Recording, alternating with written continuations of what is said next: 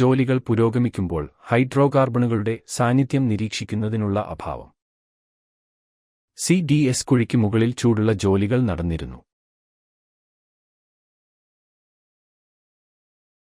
അനാവശ്യമായതിനാൽ TSV-1420 അന്ധനായില്ല.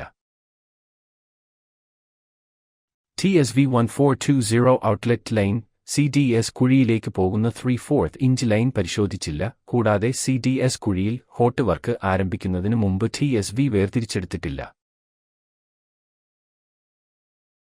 അംഗീകൃത blind ലിസ്റ്റിൽ നിന്ന് TSV-1420 ഔട്ട്ലെറ്റ് ലൈൻ ബ്ലൈൻഡ് കാണുന്നില്ല. വെൽഡിംഗ് ബൂത്ത് കൃത്യമായി ഒരുക്കിയിരുന്നില്ല.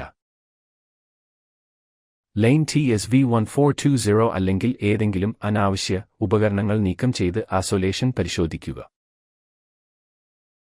റൂട്ടിംഗിന്റെ എല്ലാ വിശദാംശങ്ങളും ഉൾക്കൊള്ളുന്നതിനായി PNID അപ്ഡേറ്റ് ഫലപ്രദമായി നടത്തണം.